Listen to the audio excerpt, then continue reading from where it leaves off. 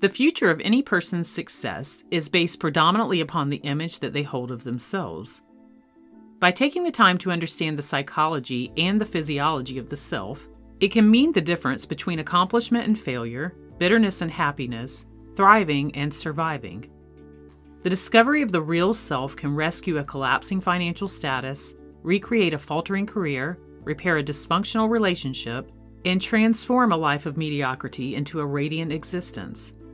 On a universal plane, discovering the real self means the difference between total freedom and the constraints of negative habitual behavior. Through carefully comprehending the self-image, and by learning to modify it to suit personal purposes, we gain incredible confidence and power in our ability to literally create what we want from life. We each carry a mental map or a picture of ourselves that is perfectly capable of being altered if it doesn't suit the image that we'd really like to hold and live. The self-image is our own conception of the type of person that we perceive ourselves to be. It dictates who we are to ourselves as well as to the outside world. This self-image is built upon our beliefs about ourselves that have unconsciously been formed from our past experiences, our success and failures, our discomforts, our triumphs, and the way other people have reacted to us, especially in early childhood. Once an idea or a belief about the self goes into this picture, it becomes truth, as far as we personally are concerned. We rarely question its validity, but proceed to act it out in the movie of our life just as if it were true. The self-image then controls what can and cannot be accomplished, what's perceived as difficult or easy, and even the responses received from others. More specifically, all actions, feelings, behavior, and capabilities are always consistent with the self-image. Not sometimes, always. You will always act like the sort of person you recognize yourself to be. More so, you literally cannot act otherwise, unless you reevaluate and alter your internal self-image.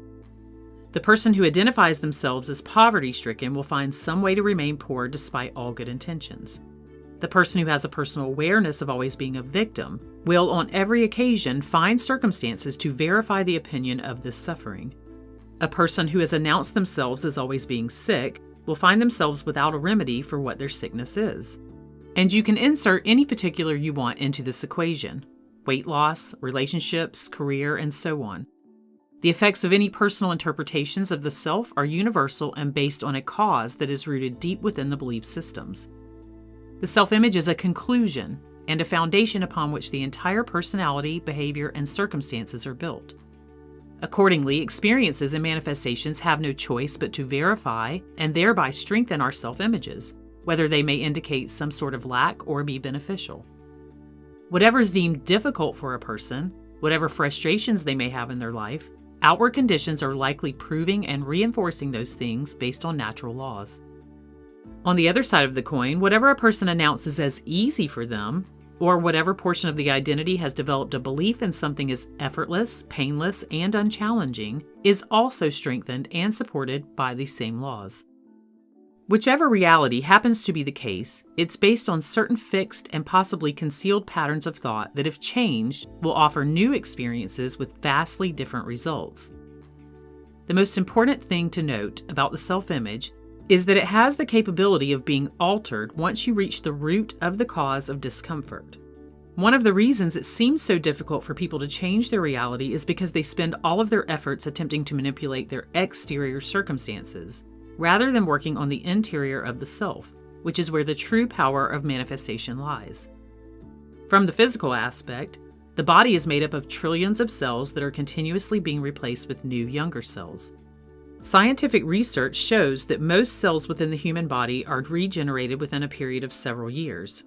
This means that you are literally a different person today than you were several years ago. It further suggests that most cells that made up your body years ago no longer exist.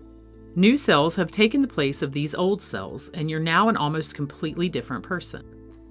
This is incredibly significant because within each one of your cells lies stored memories of who you are, your experiences, and the totality of your life.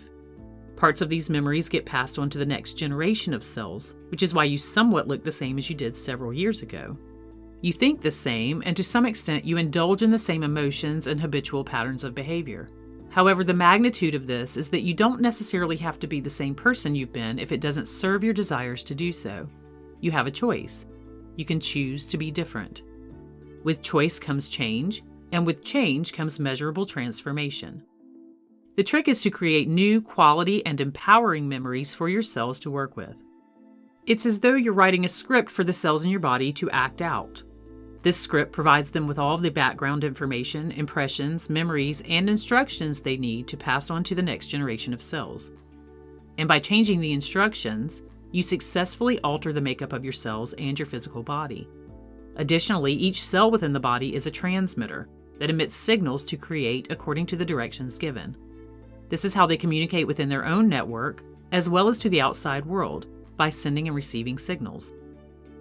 If we can successfully alter the instructions within our cells, then the possibilities are endless. With new instructions through new beliefs regarding the self-image, your cells can transform and send the signals necessary to attract what is truly wanted in life based on the choice of the new self-image. Because our beliefs are reinforced by our outward environment, the significance of this fact is insurmountable.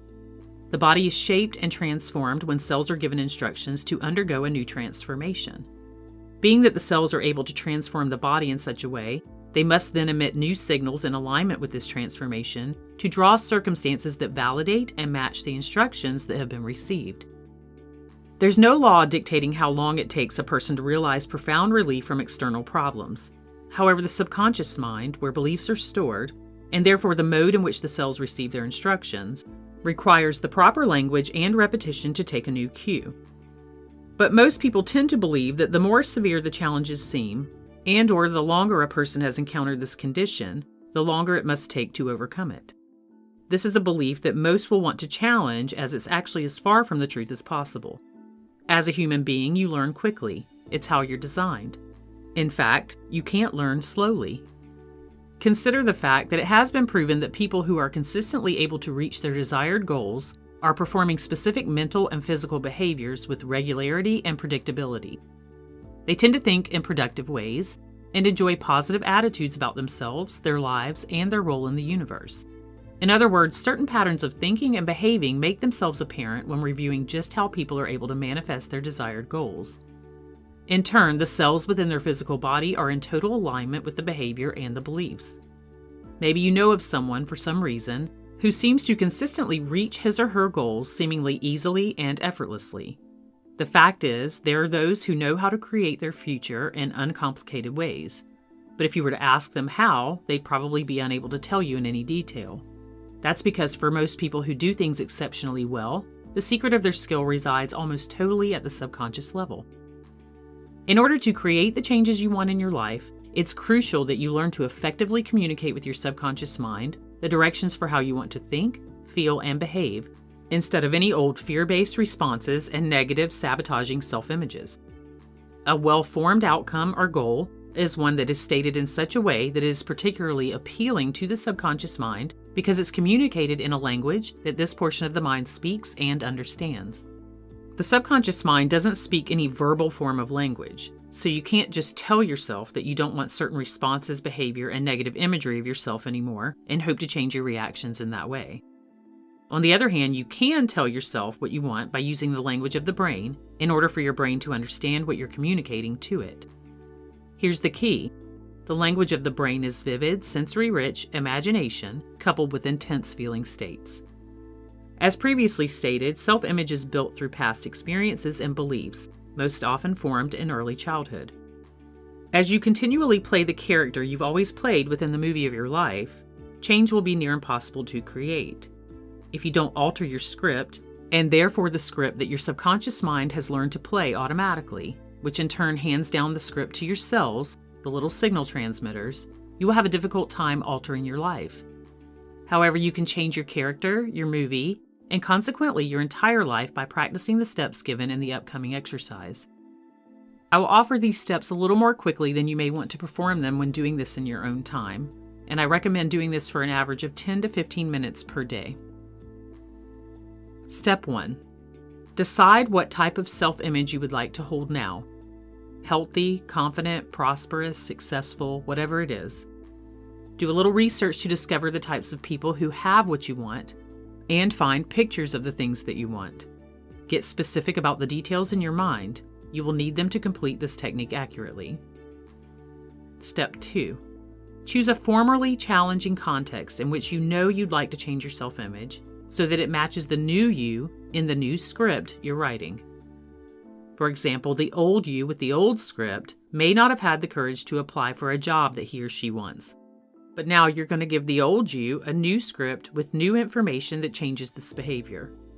Decide specifically so that it matches your new self-image how you would now like your behavior to be. Do you want to change your self-image to be more confident, certain, assured, successful, loving, etc.? When you're feeling the way you want to be feeling, how will you be free to behave differently? Step 3. Close your eyes and take the director's chair position in the theater of your mind. As the director, you will be directing the actors, the environment, and the scene itself from your position within the auditorium. So when going through this process, just imagine that you're sitting in an auditorium and that you're the director of the scenes in this new movie. You're totally in charge of the scene and the actors in it, and it's up to you to be sure that you communicate your intended message to the audience. Step 4. With your eyes still closed, direct your eyes to your upper right and imagine a stage upon which your personalized scene is going to unfold. Step 5. Continuing to direct your eyes at the stage to your upper right in your mental creation, construct a vivid, sensory-rich imagination of a scene in which an actor of your choice that's playing you is performing magnificently with the new self-image. For instance, the new you has just finished their morning exercise and is now sitting in the office of your beautiful home preparing for the work that he or she loves to do. There's a sheer look of gratitude on his or her face because of finally being able to work from the comfort of home, doing what this version of you loves and making a very prosperous living doing so. This you is surrounded by a peaceful and tropical atmosphere where the birds can be heard singing, the swaying palm trees dance in the wind, and the ocean waves gently brush the white sand beach that shimmers just a few feet away from the window. From the work area, you can see yourself take a deep breath, and you notice the delight on your face from the scent of the beautiful flowers that drift in through the window. The desk is the perfect size, and this you sinks comfortably into the overstuffed chair as if seated on a soft cloud. As this you looks out the window at the ships passing by, he or she says, "I'm so grateful to be here. I've always known this was the life that I was meant to live. This is who I really am." Again, the point is to make this imaginary scene sensory rich. Step 6. Notice this actor's posture as the new you. How does he or she carry themselves? What is the actor wearing in this perfect scene that depicts the new script of your life? What are their gestures like? And how can you tell that the actor playing you has complete knowledge of their role exactly as you have designed and directed it to be? Step 7. As you continue to direct your gaze to your upper right, with your eyes still closed, watch the scene unfold multiple times. Direct the actor playing you until it looks like they have total mastery in this new behavior. Notice the responses of any of the other actors in the scene, and notice how their behavior begins to support the competence of the actor playing you. Step 8. When you feel totally confident that the actor playing you has the new behavior completely mastered, imagine yourself floating up as the mind from your observer position in the auditorium as the director. From this first-person position, float up and into the body of the actor playing you. It may take a few times of practicing this, but once you have done so, you are fully associating into the scene itself, having replaced the actor with you and immersing into the scene. Step 9. Step fully into the experience now and run through that scene as if it were you performing the behavior. Be the actor, fully in the experience. See what you are seeing through your first-person point of view eyes, hear what you're hearing, and most importantly, feel how amazingly good it feels to behave with the new self-image in an easy, effortless, and comfortable way. Allow yourself the time to experience what it's actually like to be totally confident in the ability to behave magnificently in the new self-image. Notice how great it feels to perform this behavior with excellence. Step 10. Rehearse the scene until one of these 3 things happens. It looks like you're performing the behavior naturally. Something tells you that you're performing the behavior naturally. or you feel like you are performing the behavior naturally. Spend at least 10 minutes doing this exercise at least once per day, twice if you can. Every time you run through this exercise, you are literally giving your subconscious mind a new command for how you want it to respond regarding your new self-image, which in turn will pass the information to the cells so they can emit the new signal. And again, the key to making this exercise work really well and really quickly for you is to create a particularly vivid, detailed, and compelling experience of what it's like to actually experience your ultimate outcome. How do you know this is going to work? Consider that this exercise is simply an example of what you've been doing all along in the past, most likely totally unconsciously, to effectively program in your previous conditioned self-image and outcomes. You may note that the behavioral responses you have always seem to happen totally automatically. The fact is, there was a time when you weren't responding in a way that blocked what you want from coming to you. So how did you learn to be so good at a self-image, behaviors, and signals that create what you don't want, if that's what you're experiencing? Well, chances are, once feelings started to come up in your life that block your desires from coming to you, it was such an uncomfortable experience that you started to spend a tremendously disproportionate amount of time worrying and thinking about what you don't have that you really want. And how do we worry about what might happen in the future? We do it by creating a vivid, detailed, sensory-rich experience of what could go wrong. And then we use our mental imagery to step into the experience of that outcome fulfilled, experiencing that outcome as though it were happening right now. It's simply running through essentially the very same mental mechanics you used to use in the past for the self-image that you may want to replace portions of. It's totally automatic and unconscious, and creates a program and self-image that you may now see can be changed.